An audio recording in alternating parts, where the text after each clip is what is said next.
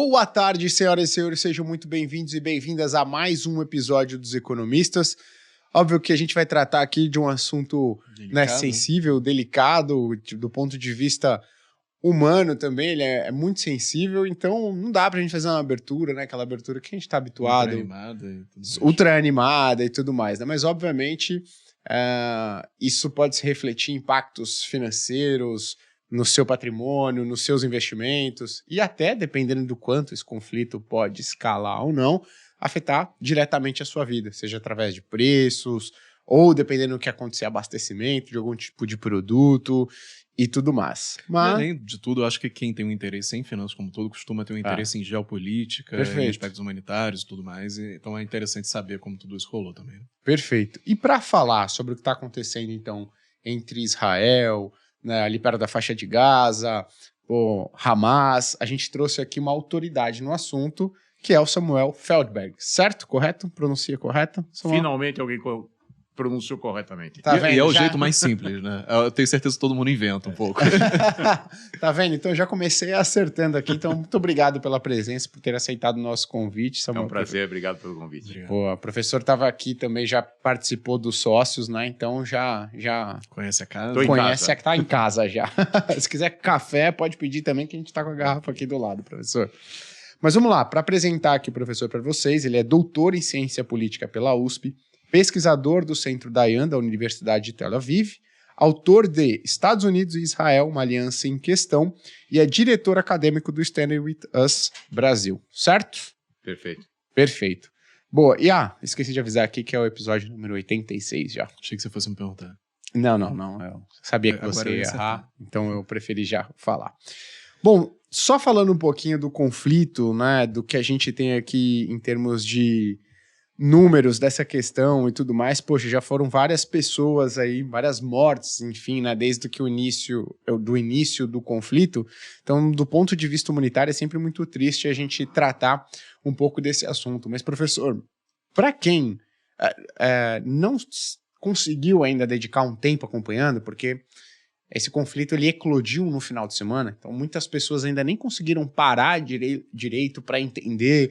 E a grande maioria das pessoas, apesar de estarem palpitando muito sobre o assunto, tá quase um fla-flu o assunto, eu queria que você explicasse um pouquinho o que aconteceu no final de semana e se esse é um acontecimento novo, repentino, ou ele é uma continuidade de um processo que já vem aí há algum tempo.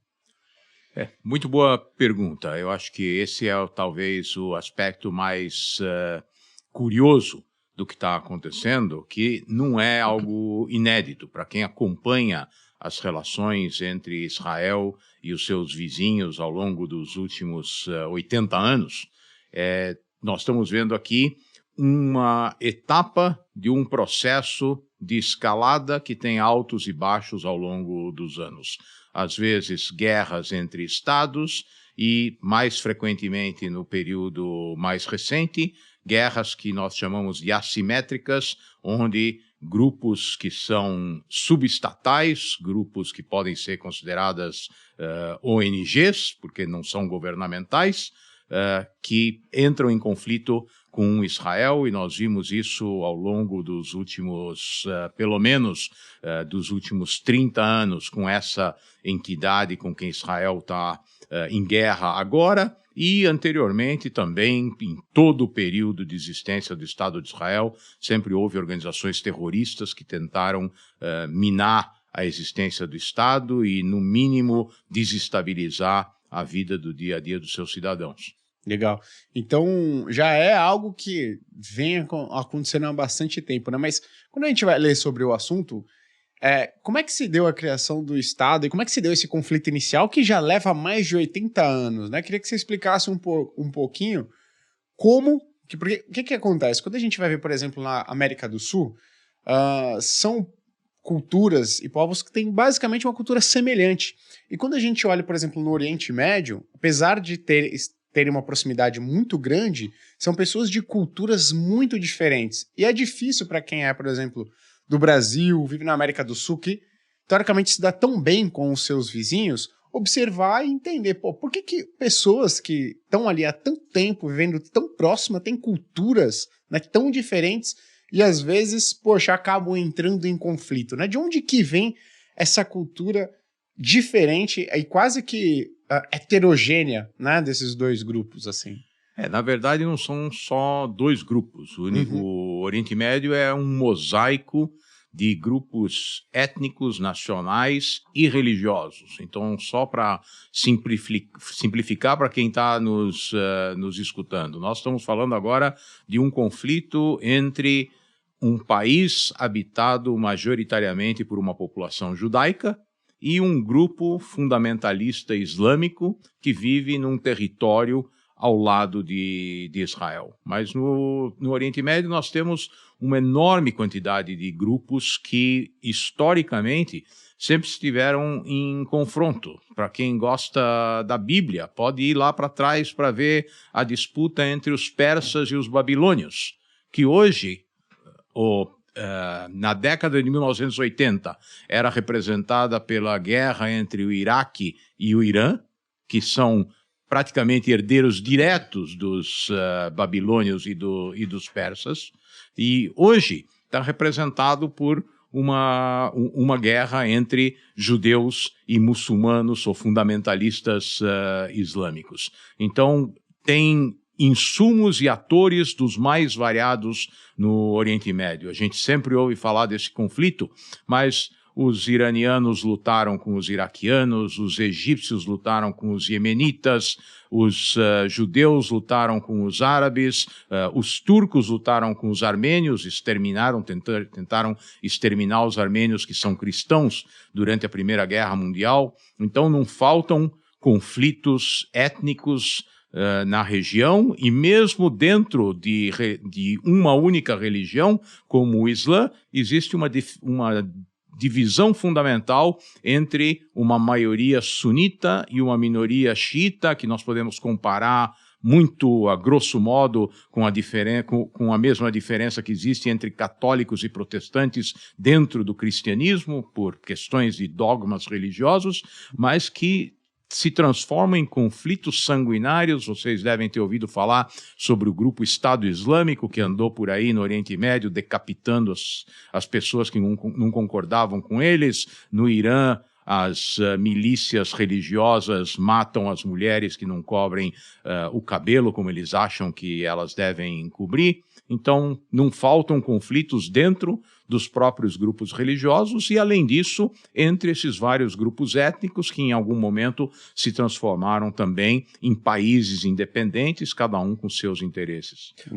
Professor, me corrija se eu estiver errado, mas aquela região abriga basicamente o berço da civilização, né? Foi basicamente os sumérios? Sem dúvida nenhuma. O chamado Fértil Crescente abrange a área que vai da Mesopotâmia, que é a área entre os rios Tigre e Eufrates, ao longo de uma faixa que chega até o Mediterrâneo, e a costa do Mediterrâneo, que é importante entender. Se vocês tiverem interesse, entrem num mapa de uma foto tirada por satélite, vocês vão ver como tem uma mancha verde numa área que pode ser habitada, enquanto o resto da região toda é uma região desértica. Hoje nós já temos soluções como dessalinização de água, grandes canais que transportam água de um lugar para o outro, mas 5.000 anos atrás a região dependia da água da chuva e só, não havia nenhuma outra alternativa. Então o Fértil Crescente foi a única área que permitiu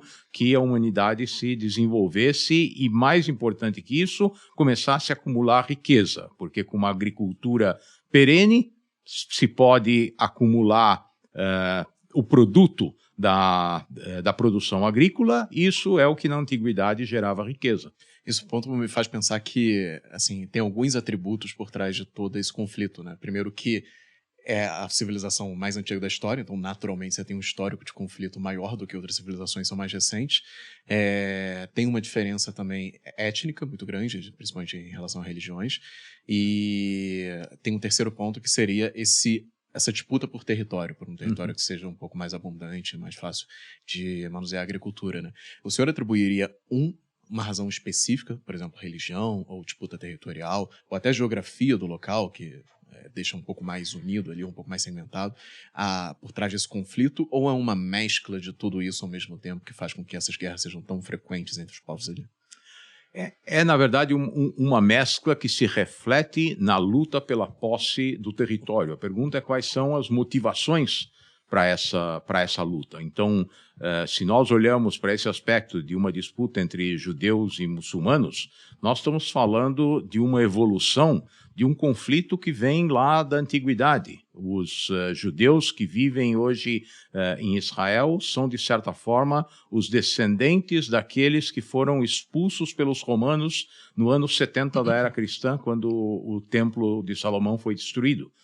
Criou uma diáspora judaica ao redor do mundo que, no final do século XIX e começo do século XX, reconheceu que o antissemitismo, principalmente na Europa, não permitiria que essas comunidades judaicas se integrassem dentro do continente europeu. A França, depois de Napoleão, era o país mais aberto a essa integração de todos os seus cidadãos, independentemente de qual era o credo religioso deles, e houve um episódio muito dramático de acusação de um oficial do exército francês, um oficial judeu do exército francês, que era uma das exceções entre os militares franceses, e aquilo mostrou que se, depois de todos os avanços da liberalização que a França tinha promovido, ainda havia sintomas de antissemitismo tão fortes na sociedade francesa, tinha que ser encontrada alguma solução para esse problema, e no momento em que os povos da Europa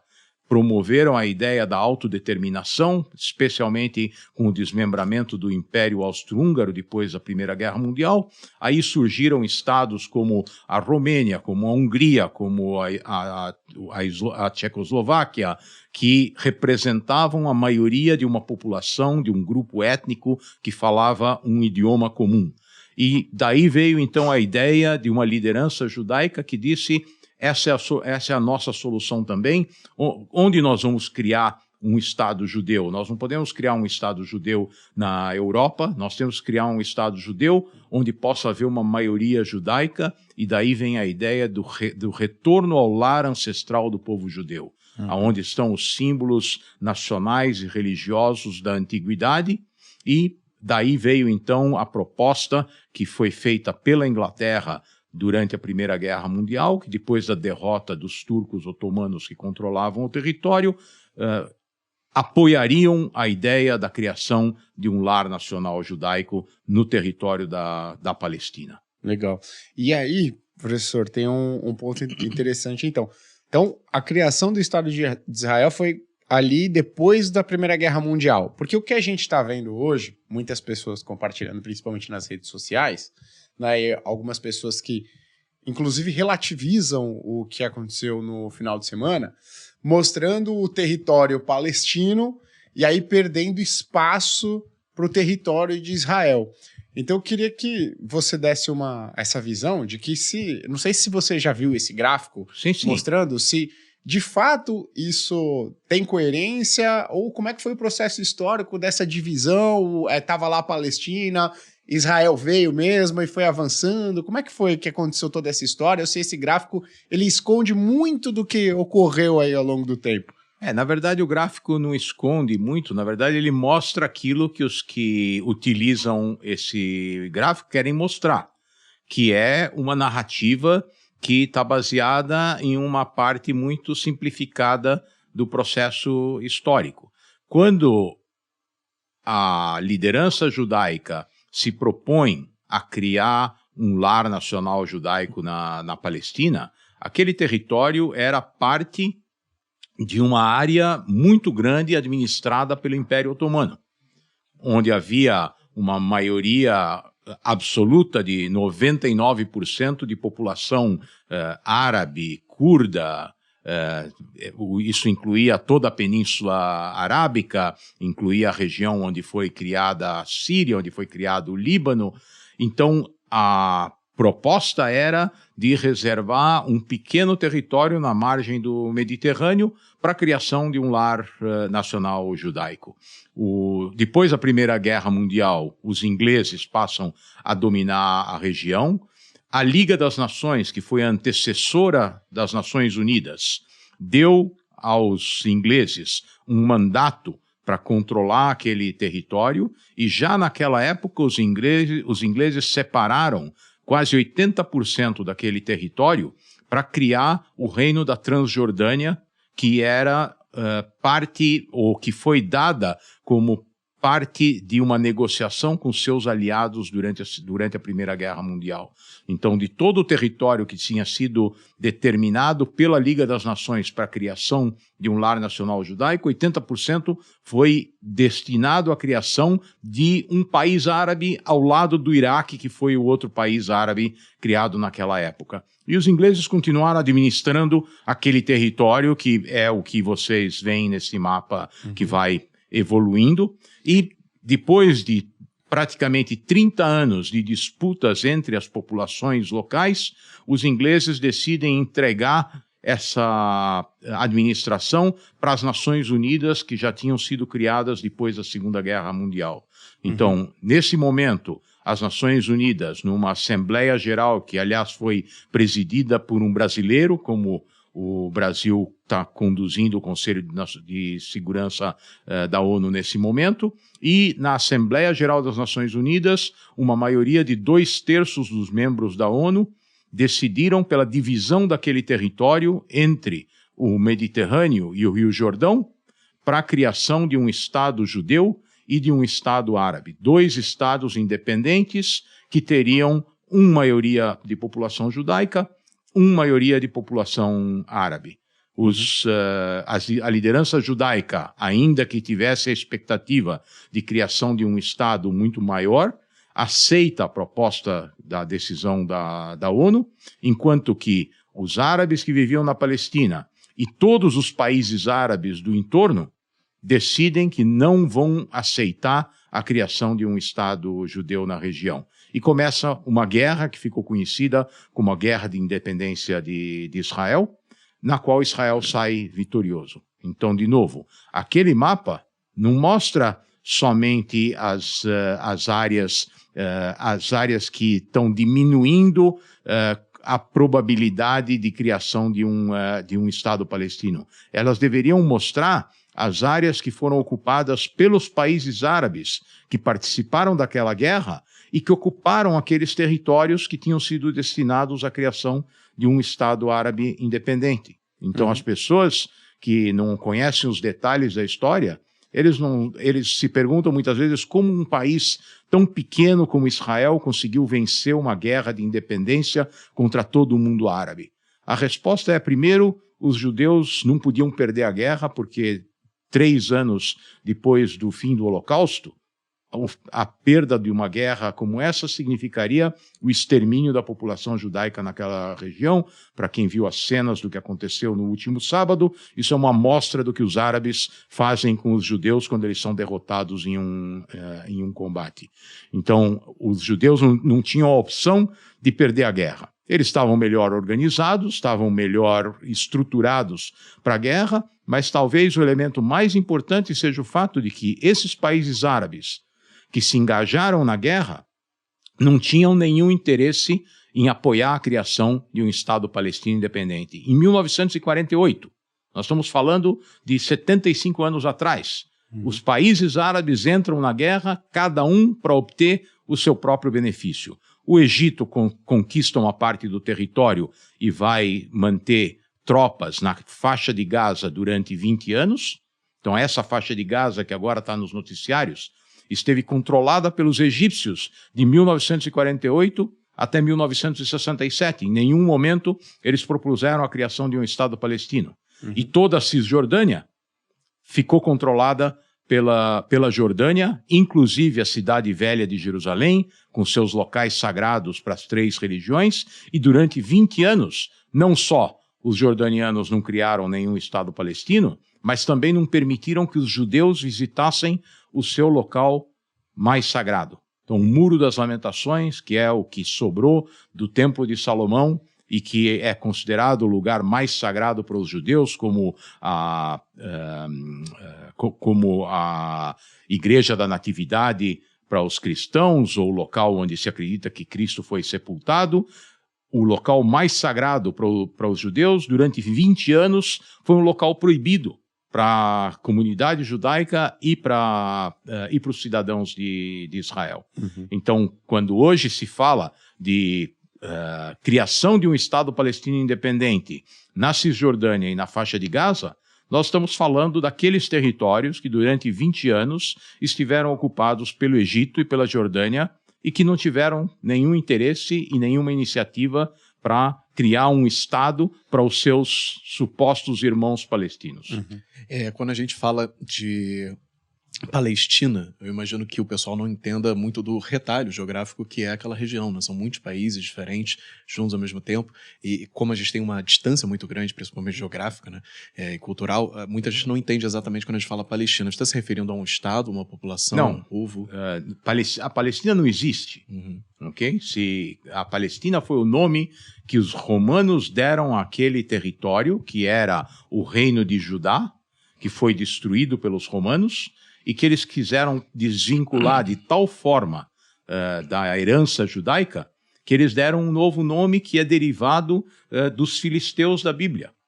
Então não tem absolutamente nada a ver com a tradição judaica, e o nome foi incorporado ao mandato britânico quando a Liga das Nações decidiu estabelecer um controle britânico sobre aquela faixa do território. Então o que se tornou a denominação de Palestina foi o território do Mar Mediterrâneo até o Rio Jordão.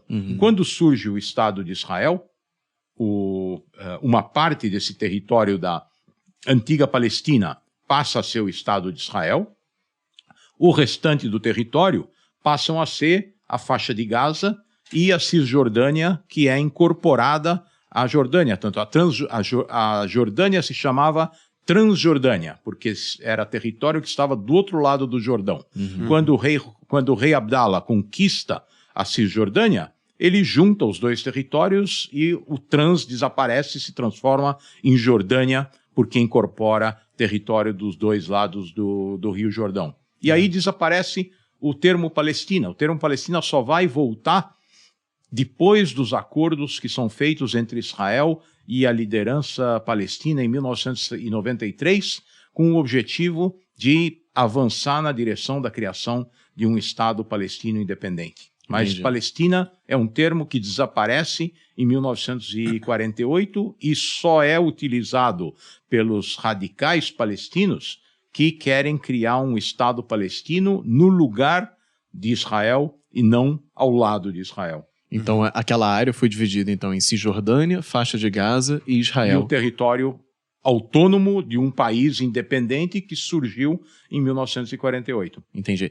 E aí, essa faixa de Gaza, acho que essa é uma dúvida muito comum também, o que exatamente ela é? Porque as pessoas falam e muita gente não entende se é uma parte de Israel, se é uma fronteira, o que é exatamente. Bom, então voltando ao nosso histórico. Esses territórios vão ser controlados pela Jordânia e pelo Egito de 1948 até 1967. Em 1967 vai haver um grande conflito entre Israel e os seus vizinhos. O Egito avança na direção da fronteira de Israel. No sul de Israel existe um porto chamado Eilat, que quem gosta de mergulho, eu recomendo que vá mergulhar no Mar Vermelho, que tem os corais mais lindos do mundo. E esse porto é a porta de acesso de Israel para toda a Ásia. Toda a importação que hoje vem dos países asiáticos, o petróleo que vinha do Irã, que também as pessoas são muito jovens para lembrar, mas o Irã até 1979 era o principal aliado israelense na região. Era um aliado dos Estados Unidos e um aliado de Israel, e a maior parte do petróleo que Israel consumia vinha do Irã, e os navios entravam pelo Estreito de Tirã e chegavam até o porto de Eilat. Em 1967, o presidente do Egito, que estava numa campanha para liderar o mundo árabe, ele decide se engajar numa nova guerra com Israel. Ele faz com que as suas tropas avancem pela península do Sinai, fecha o acesso de navios a esse porto israelense. Os sírios se mobilizam no norte, os jordanianos se mobilizam no leste, e se vocês olham para o mapa de Israel, dá para perceber como pode ser a sensação de ter exércitos cercando o país por todos os lados, especialmente um país que tem uma profundidade estratégica tão pequena. Israel, então, percebendo que vai haver um ataque por parte dos países árabes, lança um ataque preventivo e consegue derrotar os países árabes no que ficou conhecida como a Guerra dos 6 Dias. A guerra dura de 5 de junho até 11 de junho de 1967. E aí começa, então, esse processo de relação entre Israel e os palestinos, porque até 1967, grupos terroristas atacavam Israel, vindos da faixa de Gaza, vindos da Jordânia, vindos da Síria ou do Líbano, e Israel revidava, mas era uma luta era uma relação entre Israel e grupos terroristas armados. Agora, a partir de 1967, Israel controla esses territórios e, portanto, passa a administrar uma população palestina que vive nesses territórios. E isso manteve uma relação ambígua, porque, por um lado, continuava a haver a reivindicação de lideranças palestinas, de grupos terroristas que promoviam a tentativa de destruir o Estado de Israel. Por outro lado, havia uma interação entre as populações de Israel e dos palestinos nesses territórios ocupados. Havia, por exemplo, mão de obra palestina que tinha interesse em trabalhar em Israel, porque os salários em Israel eram muito mais altos. A mão de obra na Cisjordânia ou na faixa de Gaza era muito mais barata. Então, por exemplo, eu estudei na universidade em Israel na década de 1970. Se alguém precisava consertar a funilaria de um carro, pegava o carro e ia para uma cidade árabe na Cisjordânia. O funileiro lá custava metade do que custava em Israel. Se alguém abria um restaurante em Tel Aviv, trazia palestinos que vinham trabalhar no restaurante, que era mão de obra muito mais barata, às vezes legalmente, às vezes ilegalmente, mas havia uma enorme interação, apesar de todo o conflito. Uhum. Em 1987, houve uma revolta da população árabe contra a presença israelense nos territórios de Gaza e da Cisjordânia. Nós estamos falando de um episódio que ficou conhecido como Primeira Intifada, que é uma revolta popular. Isso se deve basicamente ao surgimento de novas lideranças. A liderança tradicional palestina tinha sido expulsa do Líbano em 1982. Aqui nós temos que fazer logo em seguida um parênteses para explicar por que isso acontece, mas surgem novas lideranças, entre elas, na faixa de Gaza, uma liderança fundamentalista islâmica, que é uma vertente de um grupo que existia no Egito desde a década de 1920, que foi reprimido pela monarquia egípcia, depois foi reprimida pelos militares egípcios, teve um protagonismo muito interessante no que ficou conhecida como a Primavera Árabe, que foi uma revolta em todo o mundo árabe no começo da década passada, e esse grupo então passa a atuar na faixa de Gaza, e eles têm uma peculiaridade que é fundamental, que é a declaração explícita na sua carta de fundação de que o seu objetivo é a destruição do Estado de Israel. E isso vai representar no futuro um problema insolúvel até os dias de hoje, porque as lideranças não religiosas palestinas, em algum momento, decidem que elas estão perdendo capacidade de atuação e não há espaço para que elas continuem atuando, a não ser que aceitem a existência do Estado de Israel.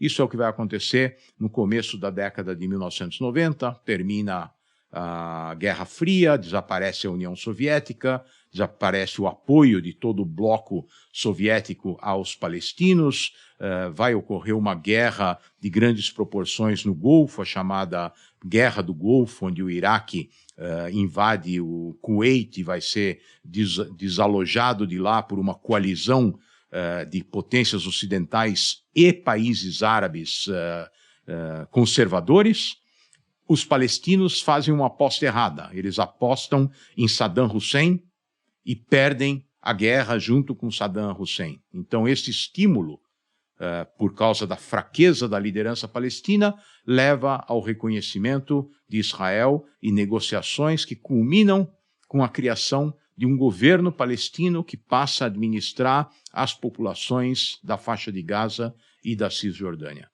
E esse é o começo de um processo que as pessoas esperavam fosse levar a uma autonomia da população palestina que pudesse, no final do processo, levar à criação de um Estado palestino independente, se os palestinos aceitassem conviver lado a lado com Israel.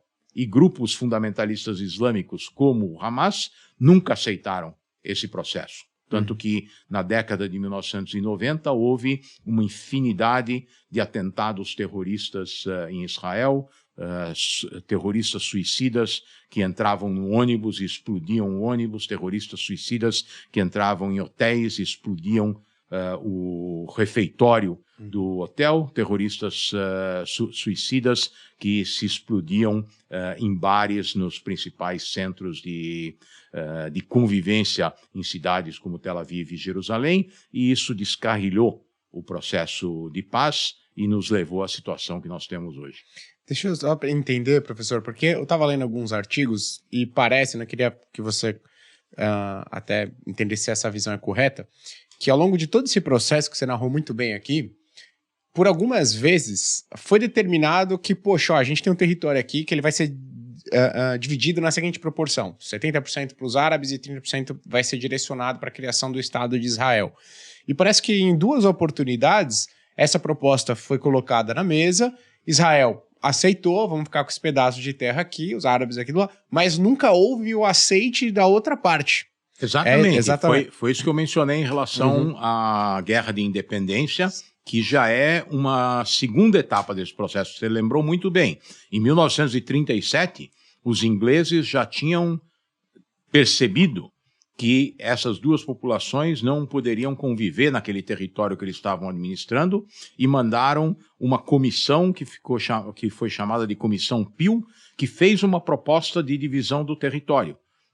A liderança judaica aceita a proposta, inclusive porque há um recrudescimento muito grande do antissemitismo na Europa e já havia lideranças judaicas que já previam o que eventualmente aconteceu com o Holocausto. Não das dimensões do Holocausto, mas um acirramento do antissemitismo na Europa. Mas em 1937, quando essa proposta não é aceita, os ingleses também já percebem que está se aproximando uma nova guerra na Europa. Nós temos que lembrar que estamos falando de menos de 20 anos depois da Primeira Guerra Mundial, que destruiu a sociedade europeia, e a dependência dos ingleses do petróleo do Oriente Médio faz com que eles reneguem uma parte do seu compromisso com a criação de um lar nacional judaico e deixem isso para resolver depois da Segunda Guerra Mundial. O que acontece na Segunda Guerra Mundial com o extermínio de praticamente toda a população judaica na Europa vai gerar a pressão que leva as Nações Unidas a fazer essa nova proposta de partilha em 1947, que mais uma vez é rejeitada pelos árabes, mas é importante sempre lembrar que os árabes rejeitam essas propostas porque eles acreditam que eles podem impedir a continuidade da existência de uma comunidade judaica naquele território. E elementos como o Hamas, a Jihad Islâmica e o Hezbollah continuam acreditando nisso até hoje. Então, a missão de Israel, do Estado de Israel, junto aos seus cidadãos, é de demonstrar que o país vai sobreviver e que não há nenhuma força capaz de eliminar essa realidade no Oriente Médio.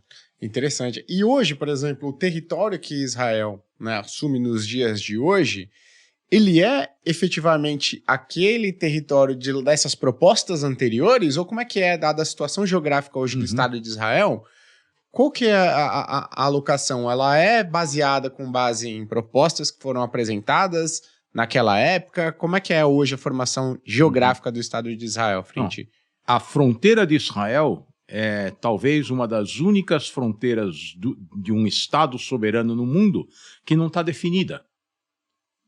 De 1948 até 1979, Israel esteve em guerra com o Egito. Em 1979, o presidente Anwar Sadat do Egito aceitou um acordo de paz com Israel para recuperar os territórios que tinham sido perdidos na Guerra dos 6 Dias. E se assinou um acordo de paz que definiu a fronteira entre Israel e o Egito. E a faixa de Gaza, que era o território que tinha sido ocupado pelos egípcios em 1948 e que foi conquistado por Israel em 1967, ficou dentro da área administrada por Israel, mas se definiu a fronteira com o Egito. Depois dos acordos de Oslo, em 1993, quando havia expectativa de um acordo com os palestinos, a Jordânia foi o segundo país a negociar um acordo de paz com Israel. Então a fronteira com a Jordânia também ficou definida. Então Israel tem hoje 2 fronteiras nacionais definidas, mas com o Líbano há um estado de guerra, o Hezbollah contesta permanentemente a legitimidade da fronteira com o Líbano, com a Síria continua havendo um estado de guerra, onde a fronteira hoje é a área que foi conquistada por Israel na Guerra dos 6 Dias, e toda aquela barriga que representa a Cisjordânia tem uma fronteira que nunca foi definida. Por que nunca foi definida? Porque aquele território era um território conquistado pela Jordânia.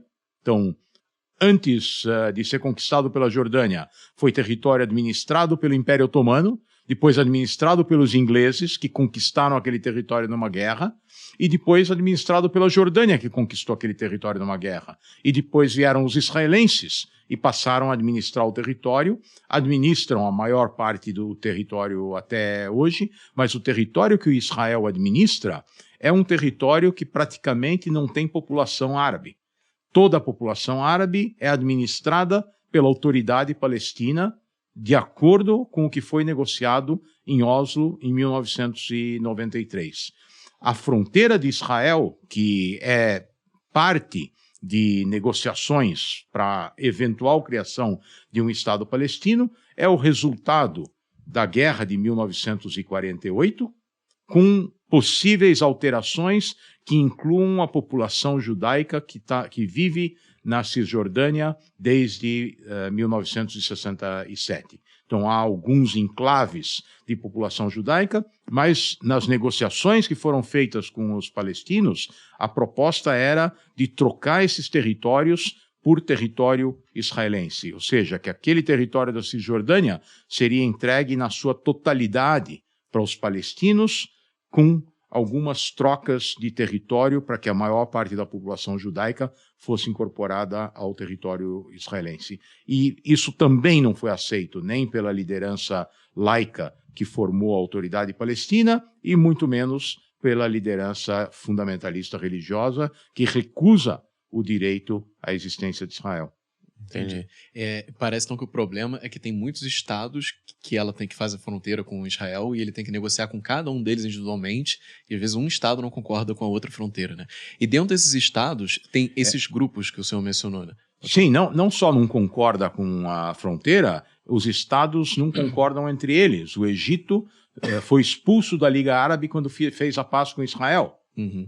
O presidente do Egito foi assassinado por um fundamentalista islâmico porque fez a paz com Israel.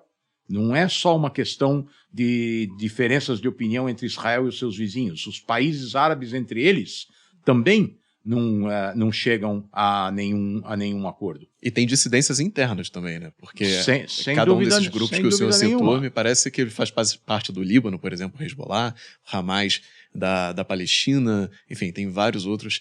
E eu queria entender isso. Como é que funcionam esses grupos? Qual a origem deles, basicamente? E os estados que abrigam, entre aspas, esses grupos, eles aceitam isso ou eles tentam impedir de alguma forma a existência desses grupos? Depende do que significa aceitam. Quando você olha, por exemplo, para um país como a Síria ou o Líbano, eles têm no seu território palestinos que vivem lá e que vivem pior do que viveriam em qualquer outro lugar do mundo. Enquanto que esses estados apoiam o Hamas, que também não faz muito em prol da população palestina que vive no território da faixa de Gaza. Então nós temos dissidências internas que não tem nada a ver com a questão étnica ou religiosa. Vou dar um exemplo para vocês. Voltando ao episódio que levou os palestinos para o Líbano. A população árabe palestina é uma população que se distribuía desde o Mar Mediterrâneo até o território onde foi criado o Estado da Transjordânia. Então é criado um Estado onde os ingleses colocam no trono de uma monarquia uma liderança que veio lá da Arábia Saudita e que apoiou a Inglaterra durante a Primeira Guerra Mundial. Então nós temos, com a criação da Transjordânia, um Estado que tem uma maioria de população palestina, mas que é administrada por uma população nômade beduína que veio da Arábia Saudita, uma casa real oriunda da Arábia Saudita. Durante a década de 1970, ou durante a década de 1960 até 1970, essa liderança terrorista palestina tenta minar as bases da monarquia jordaniana e o rei Hussein, no final desse processo, aciona o seu exército e massacra uma parte dessa população palestina e dos militantes palestinos. Eles fogem para o Líbano e encontram refúgio no sul do Líbano.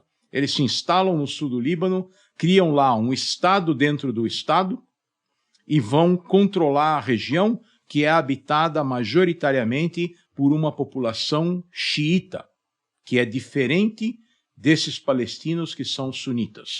Talvez para quem está nos ouvindo isso seja uma enorme complicação, mas isso nos remete de volta ao que eu mencionei em relação às divisões que existem no Oriente Médio. Nós temos aqui, todos eles são árabes, uma parte deles é muçulmana sunita, ou seja, faz parte da maioria do mundo muçulmano, uma parte é muçulmana xiita, faz parte da minoria do mundo muçulmano. Os xiitas sempre foram oprimidos pelos sunitas em todos os países em que eles eram minoria, tem poucas exceções, como o Irã, por exemplo. E quando os palestinos chegam nessa região do sul do Líbano, então, eles vão continuar a se comportar como uma maioria sunita que oprime os xiitas. Os palestinos atacam o território israelense a partir das suas bases no sul do Líbano. Ao longo de toda a década de 1970, em 1982, os israelenses chegam à conclusão de que aquela situação é intolerável, o governo libanês não faz o que precisaria fazer para definir o seu monopólio da força no seu território, não contém essas milícias palestinas, até porque não tem condições de sobrepujar a força dos palestinos naquele território, e o exército israelense então entra no Líbano e empurra toda essa milícia palestina, esses terroristas palestinos, em direção a Beirute, cerca Beirute e obriga essa liderança palestina a se exilar na Tunísia. Okay? Então, quando esse fenômeno, esse período termina, nós temos a libertação de uma população xiita no sul do Líbano, que se via como oprimida pelos palestinos sunitas, tanto que os xiitas recebem os israelenses, num primeiro momento, como libertadores daquela opressão que eles vinham sofrendo ao longo de mais de 10 anos. Então, olha o que soa como uma loucura. Judeus israelenses libertando árabes muçulmanos xiitas de terroristas palestinos sunitas. talvez incompreensível, mas reflete um pouco dessas rivalidades que existem dentro dos próprios grupos. Do mundo árabe e muçulmano da região. E os israelenses, normalmente, têm que se defender de todos eles. E nós nem mencionamos ainda os cristãos no Líbano, que também sofreram, ao longo das últimas décadas, os efeitos de uma guerra civil, onde houve mortos e atrocidades de todos os lados. E é curioso porque aqui no Brasil virou quase um jargão você falar xiita como se fosse o grupo mais radical, né? Pelo menos, assim, a população geral. Isso tem a ver com a percepção de que os xiitas, a percepção correta de que os xiitas se dispõem ao sacrifício.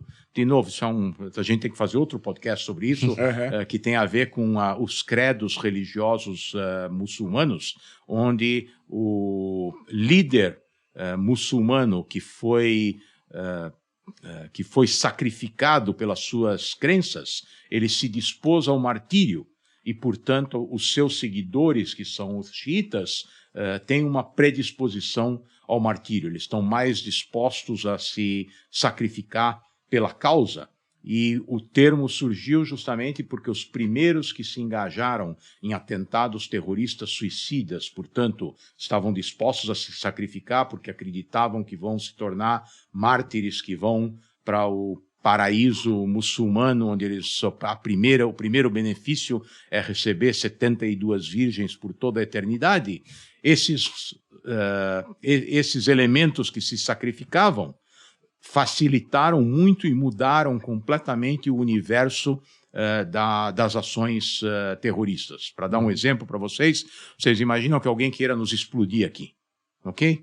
Pode vir aqui com uma mochila, não pode não. Entra aqui, deixa a mochila ali no canto, vai embora e lá dentro tem uma bomba relógio que vai explodir às 5h15 quando nós todos estamos aqui no podcast.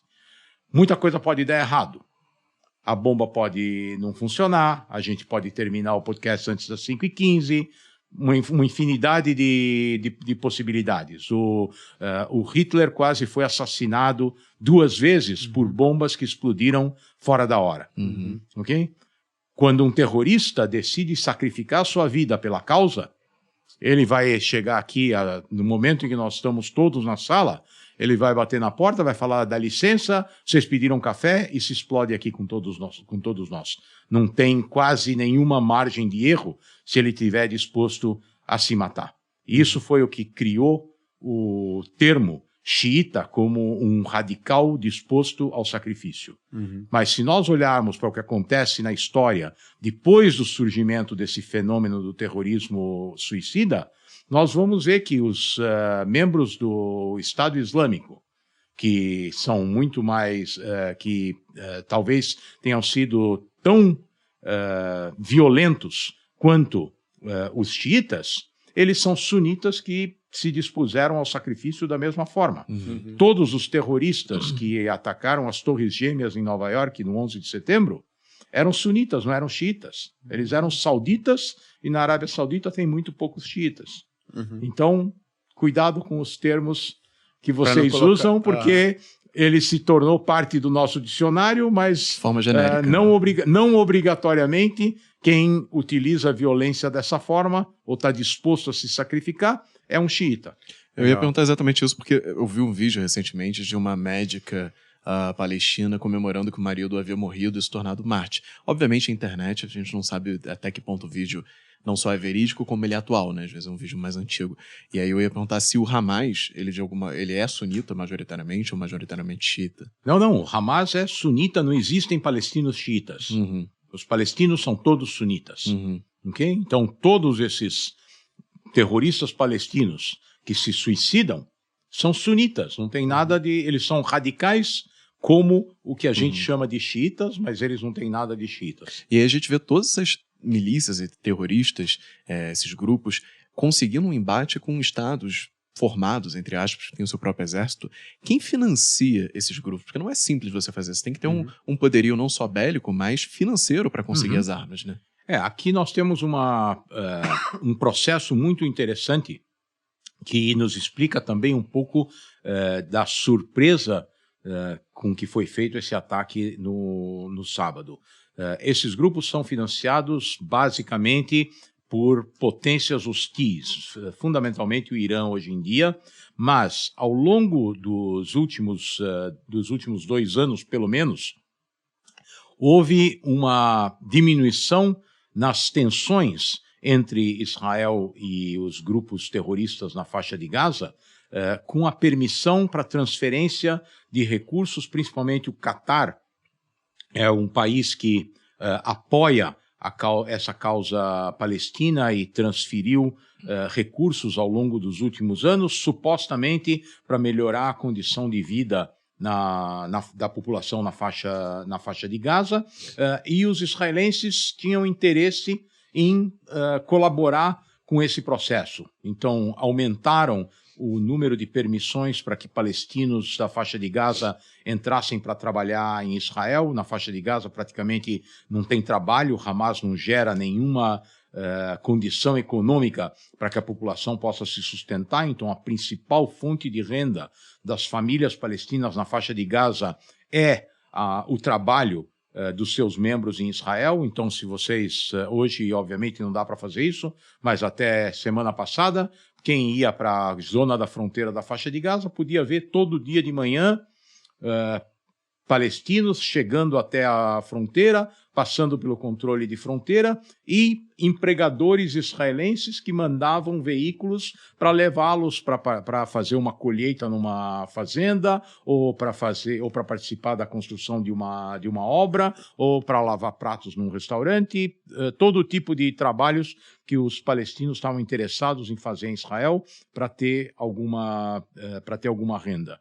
Então, essa lógica da colaboração e da expectativa de que o Hamas estivesse engajado na melhora da condição de vida dos palestinos diminuiu o nível da tensão e também o nível da atenção, porque não se esperava que o Hamas estivesse preparando um atentado como esse, num período em que as condições de vida da população palestina vinham melhorando por causa dessa integração.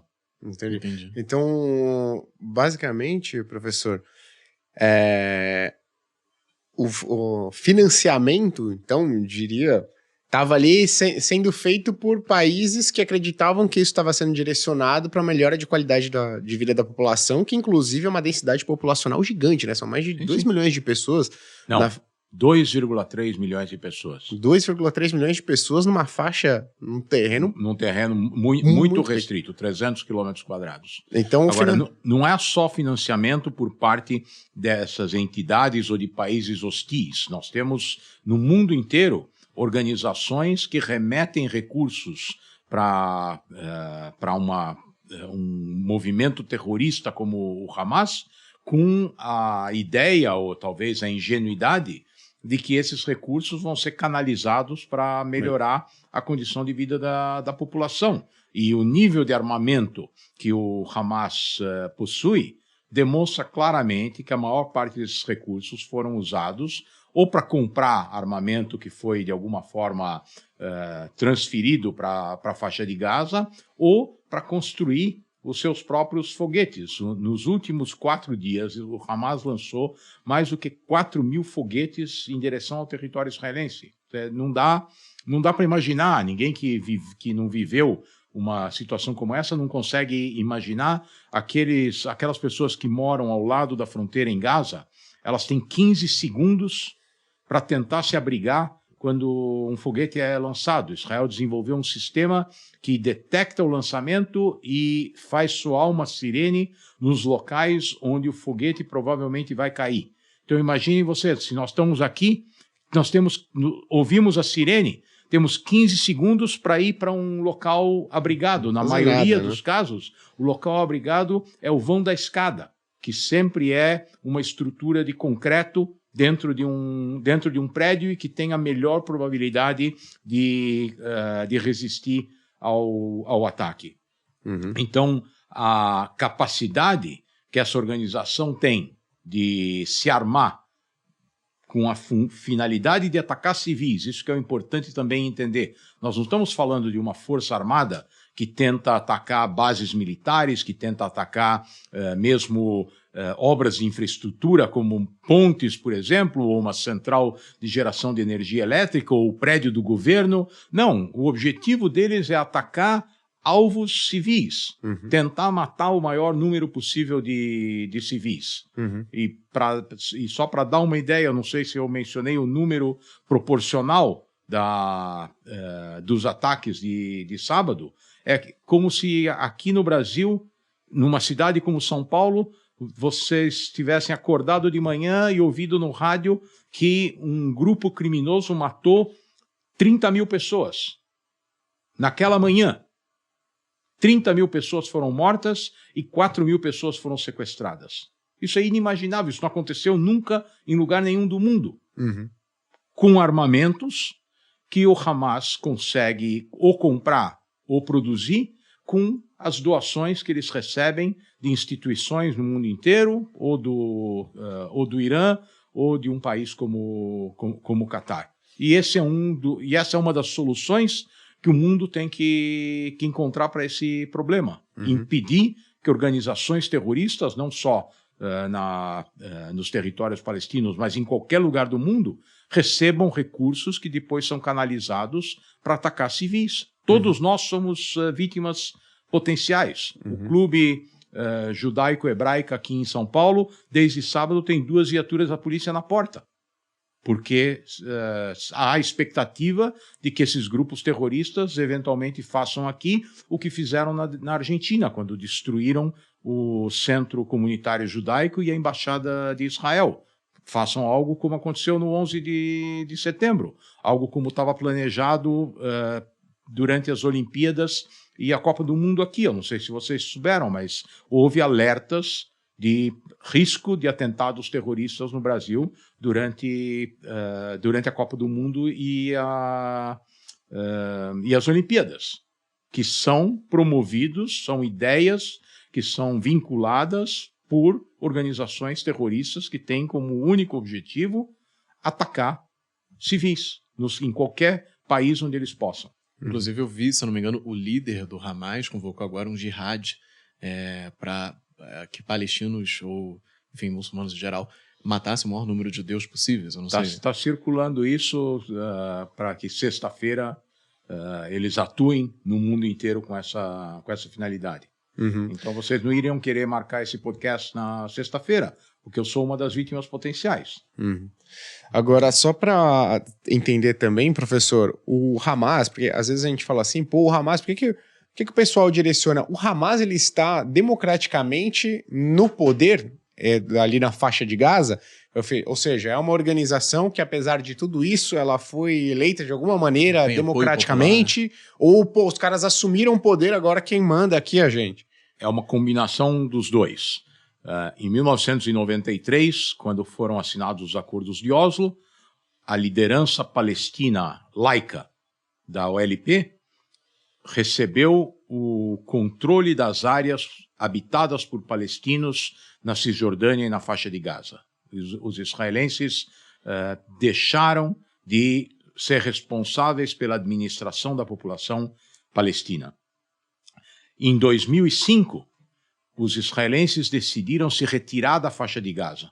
Então, aquela área que era militarmente ainda controlada por Israel, que tinha colônias judaicas que tinham sido estabelecidas lá depois de 1967, foram todas retiradas da faixa de Gaza. Desde 2005, não existe um israelense, seja ele civil ou soldado, em todo o território da faixa de Gaza. A faixa de Gaza era administrada pela Autoridade Palestina Laica e o Hamas continuava presente porque era uma instituição que tinha sido criada em 1987 e se opunha à Autoridade Palestina e aos acordos que foram feitos por Israel. Então, ao longo de toda a década de 1990, o Hamas continuou existindo na faixa de Gaza e cometendo atentados terroristas em Israel para tentar descarrilar as negociações entre Israel e os palestinos. Em 2006, houve eleições na faixa de Gaza, ou eleições da autoridade palestina, que incluíram a faixa de Gaza, e na faixa de Gaza o Hamas foi eleito com maioria absoluta. Então, a primeira parte da resposta para a tua pergunta é: os palestinos elegeram o Hamas como seus legítimos representantes, como seus governantes. E na sequência, no ano seguinte, os palestinos mataram ou expulsaram todos os membros da autoridade palestina que viviam na faixa de Gaza. Tem fotos e filmes horrendos mostrando os terroristas do Hamas atacando os seus irmãos palestinos, matando, tem uma infinidade de jovens, nós estamos falando agora de 18 anos depois desses episódios, tem uma infinidade de jovens na Cisjordânia em cadeiras de rodas porque os terroristas do Hamas atiraram nos joelhos deles.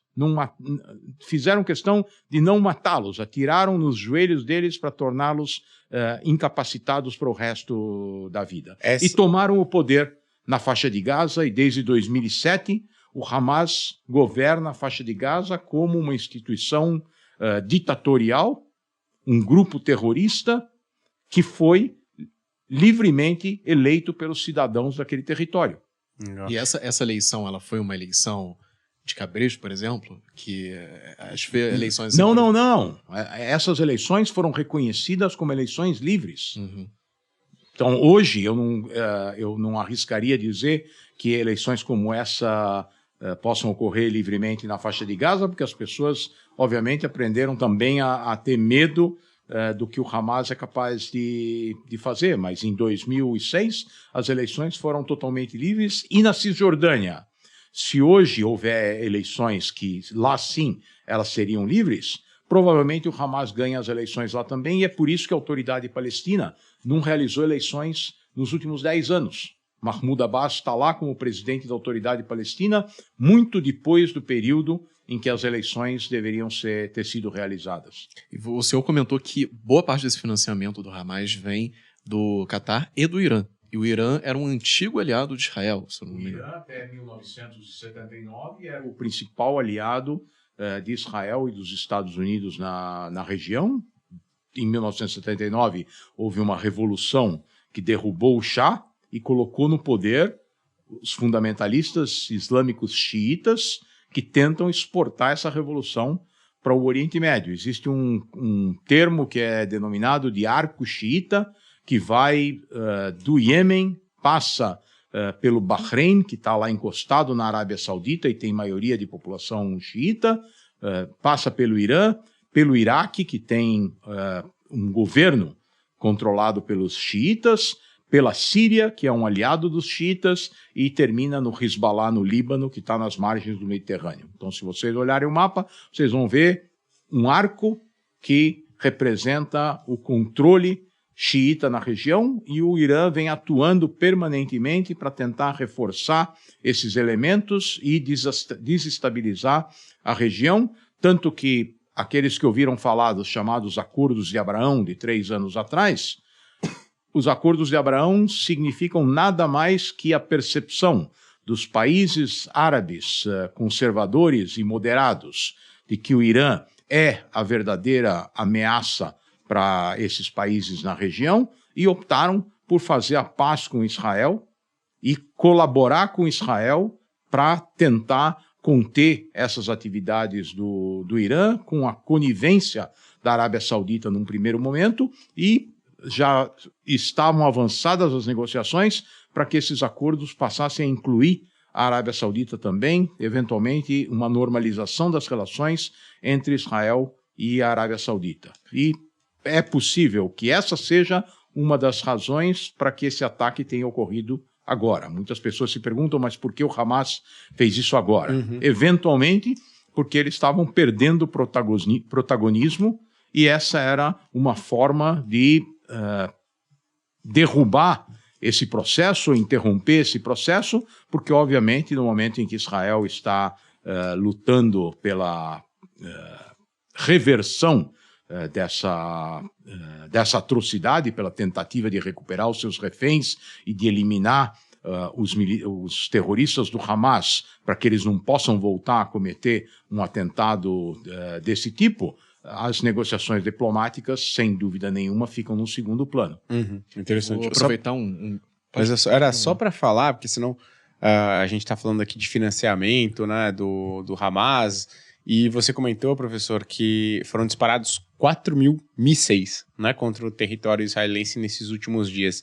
E só para você ter uma noção, você pesquisa aí na internet quanto que mais ou menos custa um míssil, né? Existem estimativas aí. Foram lançados 4.000 foguetes, não mísseis. Foguetes. A diferença de um foguete e um míssil é que o foguete tem uma trajetória balística.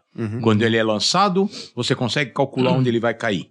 Um míssil, você não sabe para onde ele vai. Propulsão. Ele pode ser guiado para um determinado objetivo. Então, por enquanto, nós estamos falando de foguetes que podem, de alguma forma, ser contidos, porque o número de vítimas desses lançamentos de foguetes em Israel é relativamente baixo.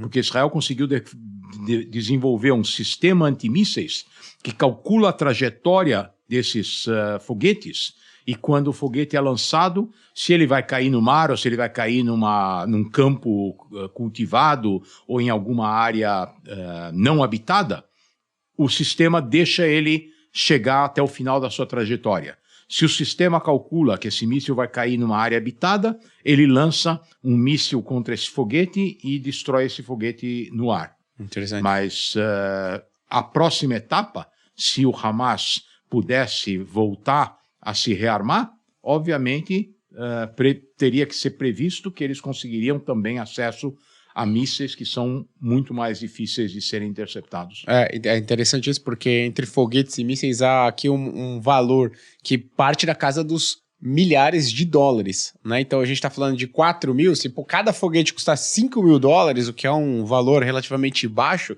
a gente está falando aqui de 20 milhões de dólares sendo utilizado não para melhoria da qualidade de vida da população, mas para atingir. Exatamente. E tem outro aspecto financeiro muito importante aí, que os mísseis que os israelenses precisam usar para derrubar esses foguetes custam entre 20 mil e 50 mil dólares cada um.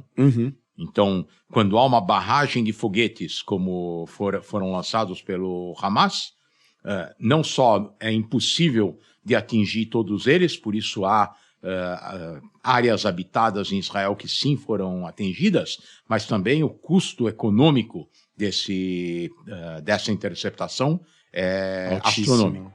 É interessante. E o gancho que eu ia pegar da sua fala foi sobre a parceria, né, a aliança que tem entre os Estados Unidos e Israel, que os Estados Unidos deixam muito claro que Israel é um grande aliado, se não o maior aliado dele atualmente, e que ele sempre faz o necessário para defender Israel quando há algum embate como esse. Eu queria saber a origem dessa parceria e por que ela é tão importante assim para os americanos.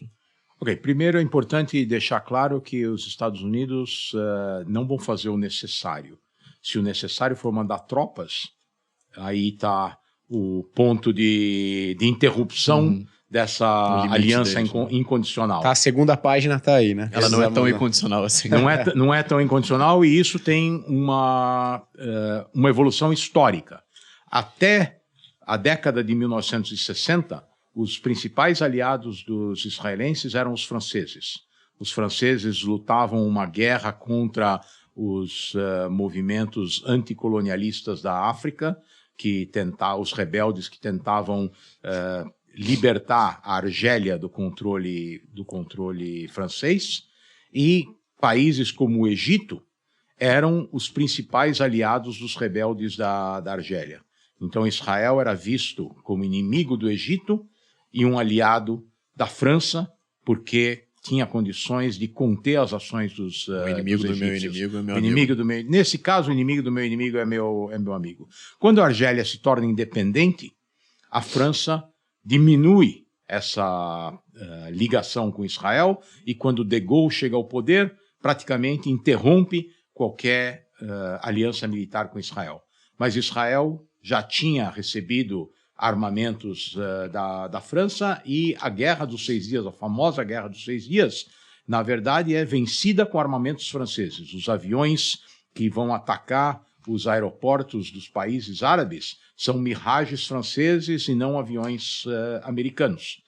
Mas, no contexto da Guerra do Vietnã, onde os americanos estavam sofrendo o custo da Guerra do Vietnã, com 500 mil soldados que tinham sido mandados para lá, 50 mil soldados americanos mortos, eles entenderam que essa fórmula de intervenção direta ela não era viável e, portanto, lembrando também que já tinham participado da Guerra da Coreia anteriormente, com centenas de milhares de soldados, então os Estados Unidos promulgam o que ficou conhecido como a doutrina Nixon, que pregava que os Estados Unidos vão dar todo o apoio material para os seus aliados, mas os seus aliados vão ser os responsáveis pela manutenção das áreas que os Estados Unidos controlam nas diversas regiões do mundo. Então, Israel se tornou um aliado importante dos Estados Unidos, porque os soldados israelenses provaram que conseguem derrotar os aliados da União Soviética. O Irã se tornou o país mais bem armado pelos Estados Unidos no mundo inteiro. O Vietnã do Sul, as tropas americanas foram retiradas e o exército do Vietnã do Sul foi reforçado, mas não foi suficiente para impedir a vitória do Vietnã do Norte. Aqui na América Latina, nós tivemos as alianças com todas as ditaduras que se opunham aos movimentos alinhados com a União Soviética. Em Cuba, isso não foi suficiente. Na Nicarágua, isso não foi suficiente. Mas a ideia era de que os Estados Unidos vão fornecer o material, o apoio diplomático, o apoio financeiro, para que os seus aliados possam defender os seus interesses e os interesses dos americanos nas regiões dessas áreas de influência. E então Israel se torna um dos principais aliados americanos na região. Isso vai ficar claro na Guerra do Yom Kippur, em 1973, quando os americanos criam uma ponte aérea para mandar equipamentos para repor as perdas das Forças Armadas israelenses, e é isso que está sendo proposto agora, quando o presidente Biden fala de apoio incondicional. Tem porta-aviões americanos no Golfo Pérsico e no Mediterrâneo, eventualmente para apoiar Israel se essa guerra se transformar numa guerra regional, com a atuação do Hezbollah no norte, eventualmente com uma intervenção do Irã. Os israelenses têm que receber munição para repor aquilo que está sendo utilizado nos bombardeios da faixa de Gaza, e isso já está vindo dos Estados Unidos em grandes quantidades. Então, garantir que os israelenses que vão lutar uma guerra pela sua integridade tenham os instrumentos necessários para fazer isso.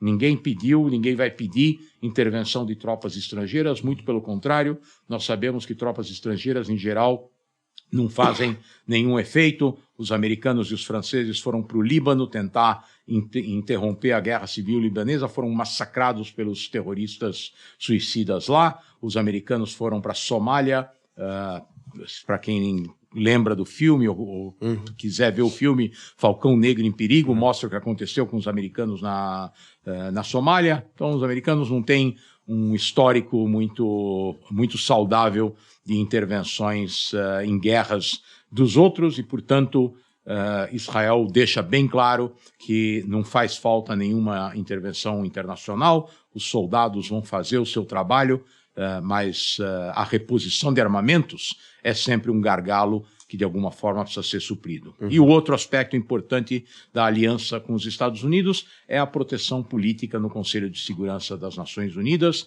porque o mundo como ele é capaz de condenar Israel, apesar de Israel ser a vítima, se os Estados Unidos não vetarem decisões do Conselho de Segurança hostis a Israel. Aproveitando para mencionar aqui que o Brasil hoje preside o Conselho de Segurança das Nações Unidas e nós não vimos nenhuma condenação do Hamas como organização terrorista. O Brasil declarou que o atentado é inaceitável, mas não se preocupou em condenar os perpetradores do atentado no sábado em Israel. Que, inclusive, muita gente fala que isso faz parte da política do brasileira mesmo exterior, de não ter lados, não tomar lados, né? Exatamente, e não condenaram a Rússia por invadir a Ucrânia também, então provavelmente não vão condenar o Hamas por atacar Israel, porque o agressor não deve ser condenado pela política externa brasileira, porque a política externa brasileira deve se manter em cima do muro e não tomar partido. Exatamente. Professor, sabe uma coisa que é interessante? Porque às vezes a gente fala o Hamas, terroristas, e parece que a gente está falando de um grupo pequeno de pessoas, né? E aí, às vezes, as pessoas têm a ideia, poxa, convocaram 300 mil reservistas lá na Israel. 360 mil 360 mil, os caras vão massacrar o Hamas. O Hamas, porque assim, na hora do ataque, acho que ninguém... As pessoas estão falando assim, pô, mas é uma reação desproporcional que Israel está tomando. Eu queria entender o tamanho do Hamas, porque às vezes a gente fala o Hamas são terroristas, e parece que são 100 pessoas, né? 200 pessoas. Às vezes as pessoas pensam que são um grupo pequeno. Primeiro, deixa eu te dizer o que é desproporcional. Desproporcional é 2.000 terroristas armados entrarem nas casas de civis desarmados e massacrarem as famílias. Teve um local em que encontraram 40 bebês, uma boa parte deles degolados. Uma boa parte das moças e meninas que estavam naquela festa rave, que aliás é uma edição israelense de uma rave brasileira, as moças e as meninas foram encontradas estupradas antes de terem sido assassinadas. Ninguém sabe o que aconteceu com os quase 200 reféns que foram sequestrados. Isso é desproporcional. Perfeito. Agora, Israel convocou todos os seus reservistas, primeiro, porque tem até agora, 5 dias depois, terroristas circulando pela região. Ninguém sabe onde eles estão, ninguém sabe quantos eram. Acho que esse é um ponto, né? Às então vezes as pessoas... tem que ter soldados entrando em todas as casas. Dentro do próprio Israel. Dentro de Israel, sem dúvida nenhuma. Uma parte desses terroristas que entraram ainda estão lá. Os terroristas tentaram entrar pelo mar. Os israelenses mataram dezenas de terroristas em barcos que estavam tentando chegar nas praias de Israel. Você imagina, você está em Santos, na praia, e vem um bote inflável com um grupo de terroristas e desce na praia e metralha todo mundo. Isso é o que os terroristas tentam fazer em Israel e fizeram no passado. Na década de 70 houve vários episódios como esse.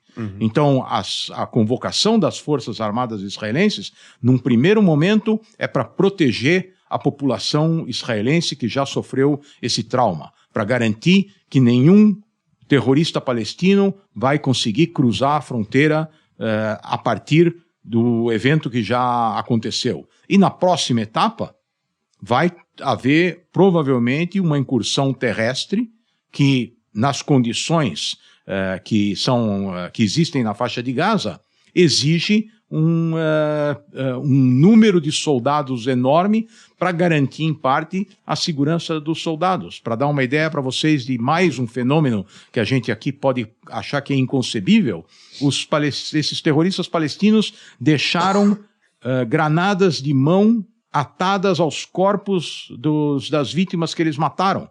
Então, quando vai alguém da saúde pública para recuperar um corpo para ser enterrado, ele corre o risco de, na hora de levantar o corpo, a granada explodir e matar todo mundo que está naquele ambiente. A esse ponto vai a selvageria desses elementos. Eu acho que é importante até a gente frisar aqui, porque existem até em momentos de guerra coisas que são inaceitáveis, certo? Que são consideradas crimes de guerra. Mesmo que você esteja em uma guerra, é condenável internacionalmente você cometer uma série de atitudes, né? Que dentro de uma guerra são condenáveis e as pessoas relativizam. Não, mas aqui nós não estamos falando de uma guerra no sentido daquela que é balizada pela Convenção de Genebra. A Convenção de Genebra fala de crimes de guerra porque trata de, eventualmente, crimes que são cometidos por um dos exércitos que participa da guerra. Aqui nós não estamos falando de uma guerra entre 2 exércitos. Nós estamos falando de uma guerra entre soldados de um país que tem que enfrentar terroristas que têm por objetivo atacar civis e matar civis. É isso que tem que ser muito bem entendido. Não é uma guerra onde um soldado vai conquistar um território, eventualmente encontra um outro soldado uniformizado, que ele sabe que é um soldado, que foi treinado e tem, na pior das hipóteses, o direito de se engajar nesse confronto. Aqui nós estamos falando de terroristas que entram num território para matar o maior número possível de civis, e a função do soldado é tentar defender os civis que são os seus compatriotas. Perfeito. Essa é a assimetria que existe, e a desproporção da força, ela é absolutamente legítima para evitar que os terroristas façam isso. Perfeito. E os civis, nessa ocasião, eles não são um efeito colateral, digamos assim, de uma guerra que está acontecendo em determinada região. São alvo, né? Não é um efeito colateral. Esse é o objetivo final da ação terrorista. Não tem absolutamente nada de colateral. O colateral seria aqueles que eles não conseguiram matar. O efeito colateral é quem não foi morto. Agora, deixa eu fazer uma pergunta, professor. Por que, na sua opinião, né, existem tantas pessoas e até entidades que defendem, por exemplo, as atitudes do Hamas?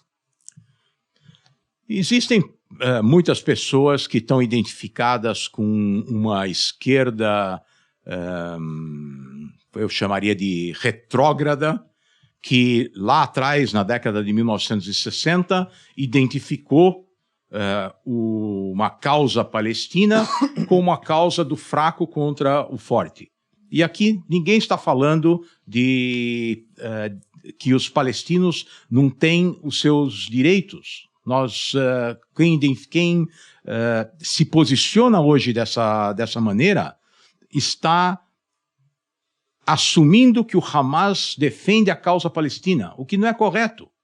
O Hamas não defende a causa palestina, o Hamas está fazendo tudo que é possível para impedir que os palestinos obtenham um Estado independente. Essa negociação começou 30 anos atrás, e logo depois que os acordos foram assinados, o Hamas começou a perpetrar atentados terroristas suicidas contra a população israelense, inclusive para mudar a opinião a opinião pública em Israel. Havia um engajamento enorme da população israelense na década de 1990, sempre com restrições de grupos mais extremistas que também não concordavam com esses acordos, mas a maioria absoluta da população israelense na década de 1990 via a possibilidade de um acordo de paz com os palestinos. Então, a Palestina aqui, Israel aqui. Exatamente. 2 estados, teria que ser discutido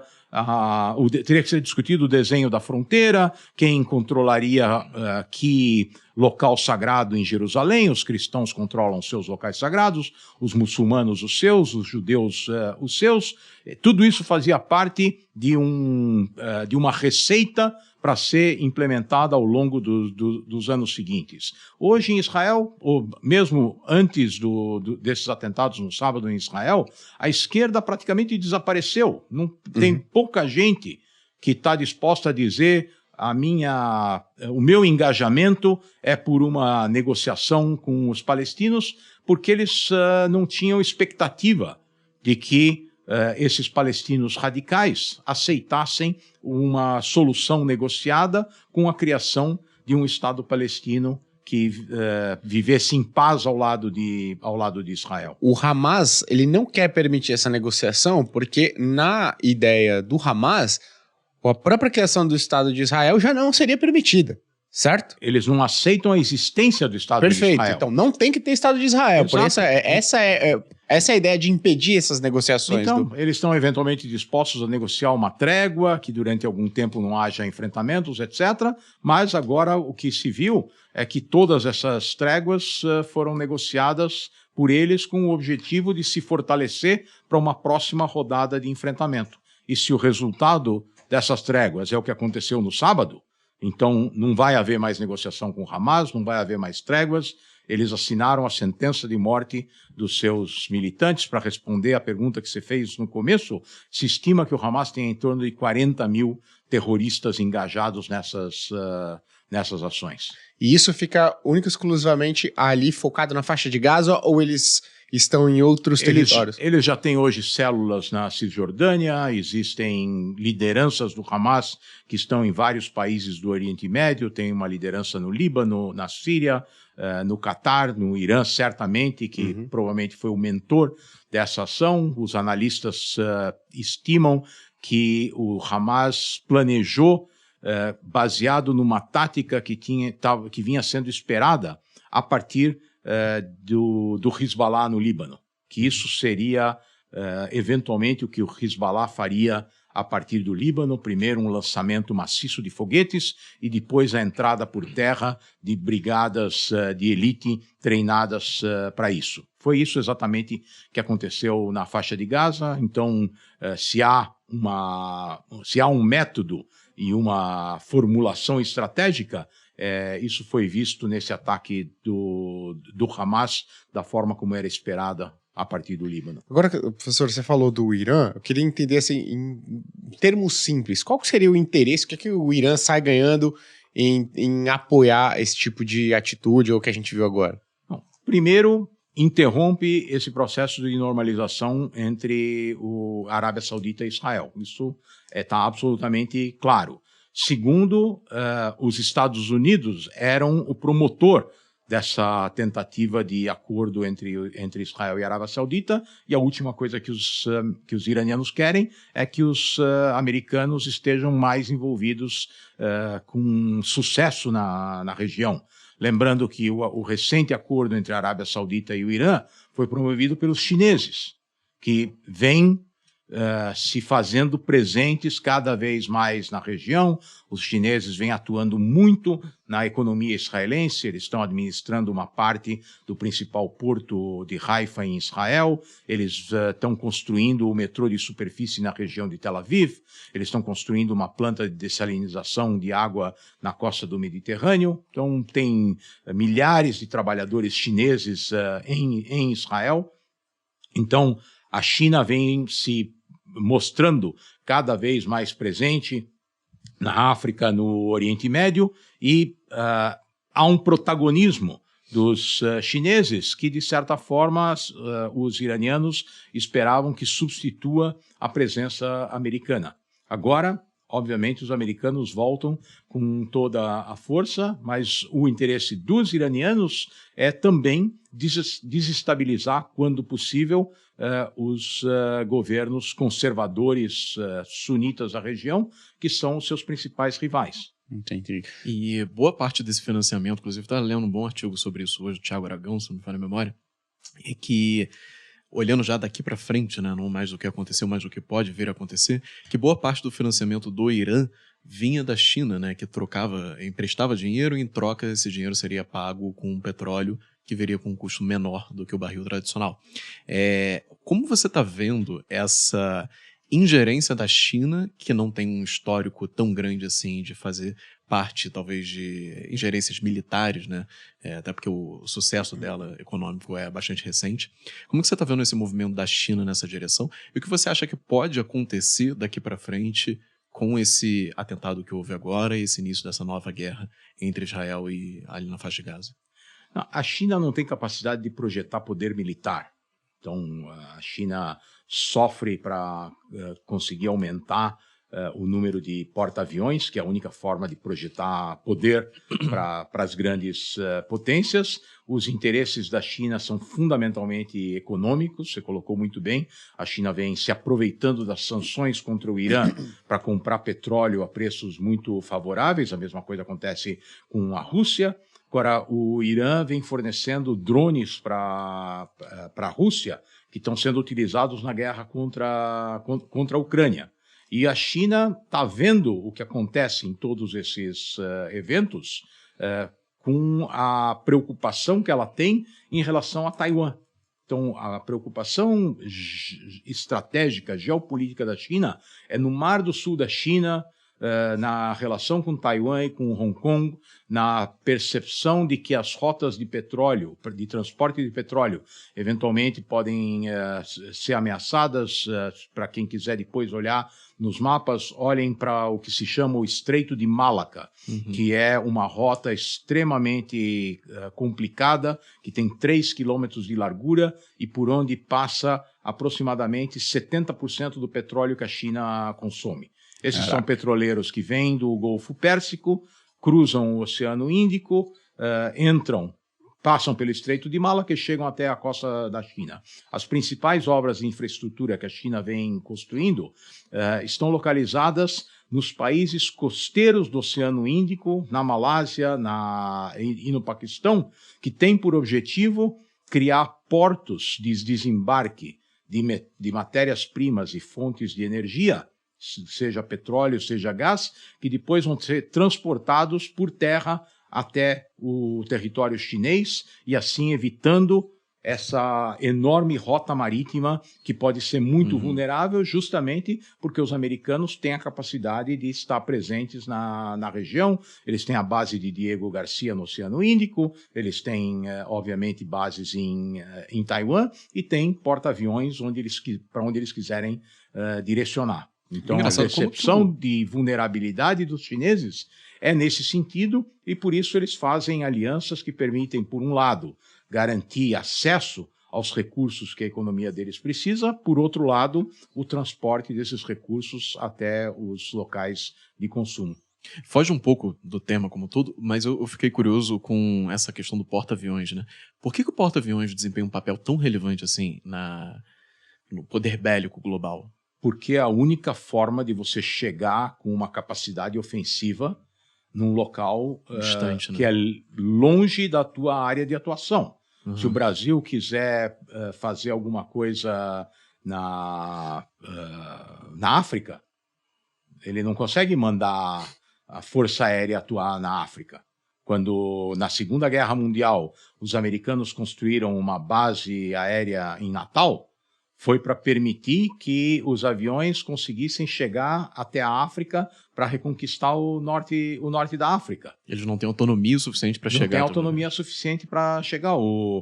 A ilha de Chipre era chamada de porta-aviões da Inglaterra, no Mediterrâneo. Curioso. Né? Professor, sabe uma coisa agora que eu acho que é legal eu queria perguntar para você? Porque a gente enxerga aqui de possíveis impactos, agora falando um pouco mais de impacto econômico e tudo mais, que assim, se esse conflito ficar restrito entre Israel, né, eu queria entender também como é que você enxerga essa possibilidade dele ficar mais restrito entre Israel e ali Hamas, e qual que é a possibilidade dele se espalhar, né, para outras regiões, envolvendo outros países, né, e aí o conflito ficar um pouco mais sério, e como é que você enxergaria as consequências econômicas dos dois casos, desse conflito ficar mais restrito ali é Israel, e aí talvez envolveria um pouco mais essas relações que já são comerciais, por exemplo, exportação, o que Israel é forte exportando, o que ele importa muito de quais países, e como é que isso se cascatearia no caso de envolver outros países. Não é uma pergunta simples, né? Sim. Mas vamos tentar todo o petróleo mais um pouco. Aqui os israelenses enfrentam um grande dilema estratégico, que é não controlar os eventos. Se Israel vai se envolver em outras frentes, só depende dos outros atores. Israel não vai atacar o Hezbollah no Líbano, mas vai se defender e transformar qualquer ataque em uma operação ofensiva. O Israel não pode se dar o luxo de lutar uma guerra no seu território. Os eventos do sábado mostraram isso muito claramente. Então, se houver um ataque por parte do Hezbollah no norte, a guerra vai ser travada no Líbano. Isso abre uma nova frente. Se o Irã se envolver porque o Hezbollah está travando uma guerra com Israel, isso transforma a região ou a guerra numa guerra regional. Nós estamos falando de grandes distâncias, mísseis de longo alcance, foguetes inteligentes direcionados para alvos muito específicos. Então, depende da iniciativa de outros atores. E Israel tem deixado muito claro que pode ser duro, pode ser penoso, mas que o país vai sobreviver, já viveu guerras em várias frentes e vai cobrar um preço muito alto de qualquer outra intervenção. Agora, se isso efetivamente acontecer, tem uma série de consequências que afetam o sistema internacional como um todo. Se nós acompanhamos desde sábado o que está acontecendo, nós estamos hoje na quarta-feira, segunda, terça e quarta, não houve no mercado financeiro praticamente nenhuma consequência, a não ser em Israel, onde houve uma desvalorização da moeda local, as bolsas caíram fortemente, mas o mundo inteiro não foi afetado por esse conflito. Mas nós já estamos há 1 ano e meio do conflito, ou mais de 1 ano e meio do conflito na Ucrânia, e nós sabemos que um país ou 2 países importantes produtores de grãos, por exemplo, deixaram de exportar o seu potencial de exportação. Isso se reflete num Egito, onde a população ou passa fome ou tem que pagar muito mais caro pelo pão que consome, porque o preço dos grãos subiu enormemente e o Egito é o maior importador de grãos do mundo. Aqui no Brasil, nós tivemos o efeito contrário, o preço do grão sobe, isso beneficia a nossa economia. Agora, se houver um conflito que envolva o Irã e, eventualmente, forças americanas presentes no Golfo Pérsico, isso pode interromper o fluxo de petroleiros no Estreito de Hormuz, que da mesma forma como o Estreito de Malaca é um estreito muito limitado, que tem um canal muito específico no centro do estreito por onde podem passar os grandes petroleiros, e isso pode interromper o fornecimento de petróleo para a maioria das economias do mundo desenvolvido. Uma das razões pelas quais os Estados Unidos se afastaram do Oriente Médio é que, com o sistema que foi desenvolvido do fracking nos Estados Unidos, os Estados Unidos não só se tornou autossuficiente em petróleo, se tornou um dos maiores exportadores de petróleo do mundo. Uhum. Mas a Europa não tem petróleo. A Europa impôs sanções sobre a Rússia, então não tem gás da Rússia também. Se é interrompido o trânsito de navios no Golfo Pérsico, nem o gás liquefeito que é exportado da região dos Emirados, nem o petróleo que é exportado do Irã e da Arábia Saudita podem passar por lá. Eu garanto para vocês que a primeira explosão que ocorrer no Golfo Pérsico faz o preço do petróleo passar de $100. Uhum. No primeiro instante. E já tem bolsas de apostas aí fazendo esses cálculos. E é interessante falar isso porque se a gente for pegar tudo que aconteceu, né, depois da guerra entre Rússia e Ucrânia, a Europa ela ainda está colhendo uma inflação bem elevada. Sim. Tudo bem que ela saiu da sua máxima, coisa que não batia há 50 anos atrás, mas não dá para dizer que a Europa e nem os Estados Unidos estão com uma inflação tranquila, né? Então, se a gente observa um outro choque desse, acho que primeiro, o preço do petróleo sobe, que vai voltar a impactar a inflação lá fora. Dúvida. E aí tem um problema muito pior para a Europa, que como ela não é autossuficiente, ela vai ter que colher essa inflação mais alta aí de qualquer maneira. E o que é muito pior é que a Europa tem países extremamente endividados, né? Então, se os juros permanecem mais altos para conter essa inflação, você tem um problema fortíssimo. Não, e são países que têm déficits importantes, que em parte são gerados pelo custo de importação de petróleo. Uhum. Sobe o preço do petróleo, aumenta o déficit. Nós vimos essa história na década de 1970. Uhum. O Brasil quebrou naquela época por causa disso. Uhum. Os Estados Unidos mandaram as taxas de juros de 30 anos para 18%, por causa do choque do petróleo.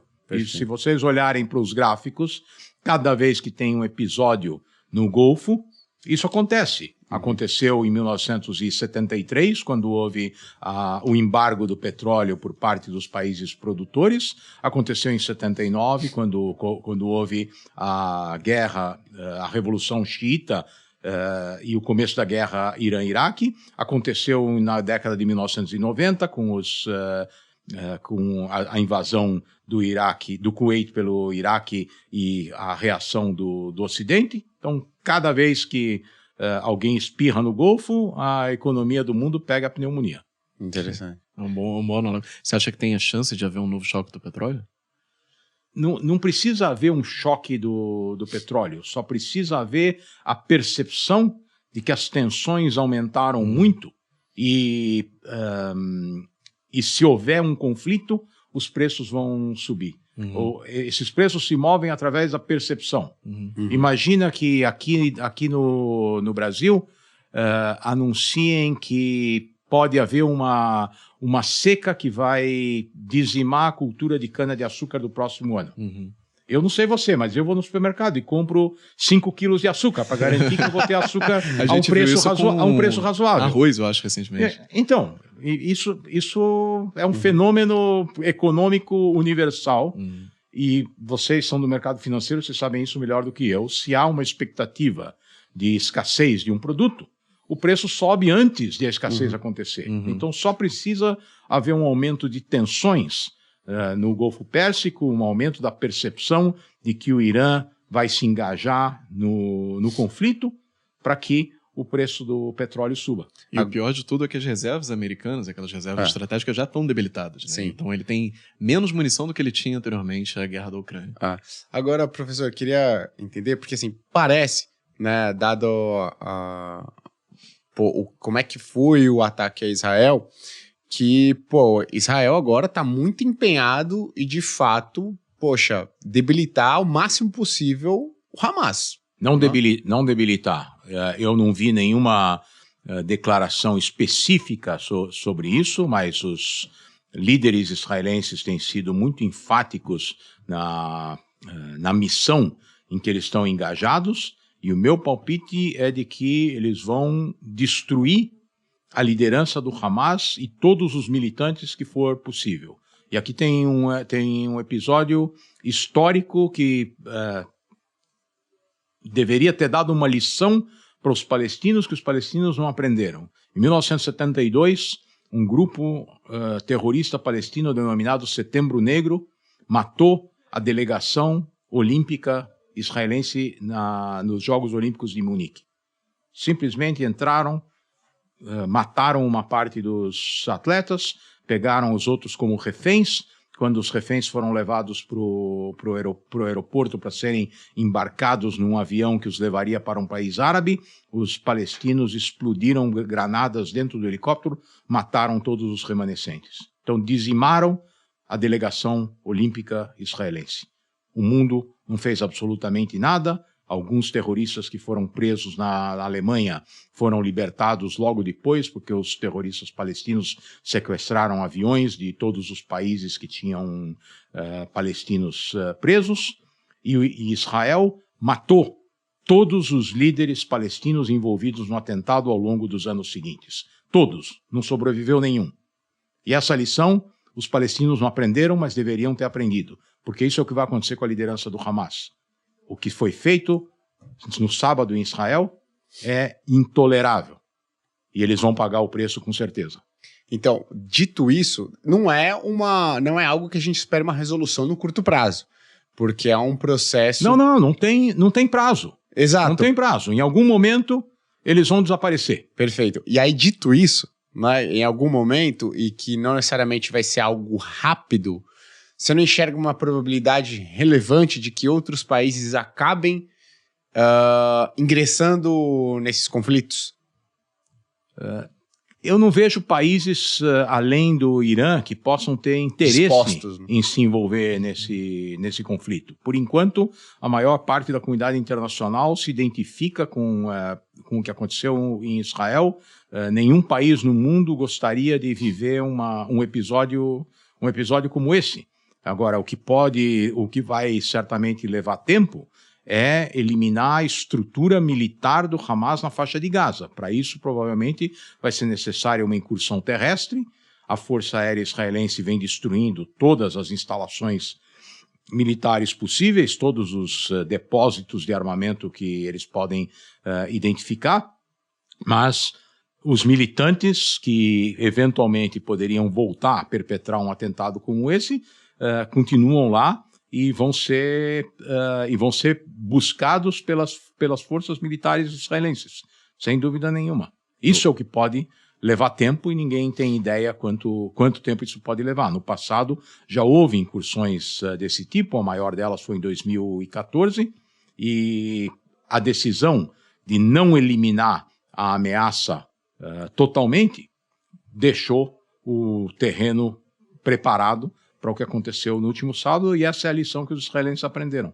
Agora eu vou fazer uma pergunta para você que não é simples, obviamente. Você acha que com o fim do Hamas, independente no curto, médio prazo, aí quando Israel conseguir esse feito, você acha que aumenta a probabilidade e que aí sim a gente deve ver, enfim, talvez algum tipo de acordo de paz entre palestinos e israelenses? Ou isso, ou surge uma organização igual ou pior. Uhum.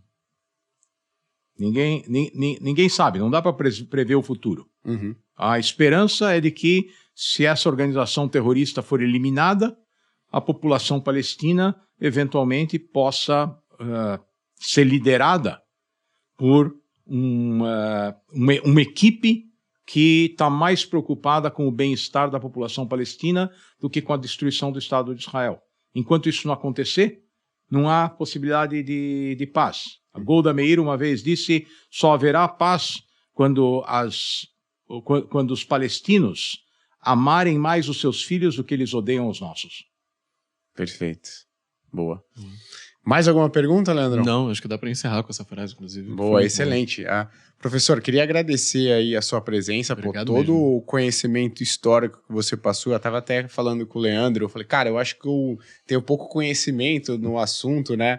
Mas eu acho que é até interessante a gente não ter um conhecimento tão grande assim, porque faz com que a gente faça perguntas sinceras. Não, exatamente. Se te consola, eu comecei a acompanhar esses temas muito antes de vocês terem nascido. Então, uma parte do conhecimento vem daí. Mesmo assim, tenho certeza que de vez em quando deve bater uma dúvida, porque o mapa ali é realmente complexo. Mas chamamos a pessoa certa, então. Então, eu queria agradecer aí a sua presença. Lembrar para todo mundo aí, tem muita gente que nos assiste que esquece de curtir, de se inscrever no canal, né, de compartilhar o nosso conteúdo. Lembrar você também disso, mas professor, muito obrigado. Muito obrigado mesmo. Obrigado pelo convite e eu espero que tenha ajudado a esclarecer o público de vocês sobre um tema tão contundente. Com certeza. Professor, se as pessoas quiserem te acompanhar ainda, se você tiver canais, veículos de comunicação, redes sociais, tem algum lugar que as pessoas... Eu sou da velha geração, então eu só consigo dar conta do Facebook. Mas o meu e-mail vocês podem colocar à disposição de quem está nos assistindo. Se tiverem qualquer dúvida pontual que ainda faltou esclarecer, estou à disposição. Eu sou um professor e ensinar é a minha missão. Legal. Eu achei engraçado que acho que daqui a 30 anos alguém vai falar: eu sou da velha geração, só consigo dar conta do TikTok. Provavelmente. Boa, professor, então muito obrigado. Muito obrigado mesmo. Muito obrigado a todos que nos assistiram.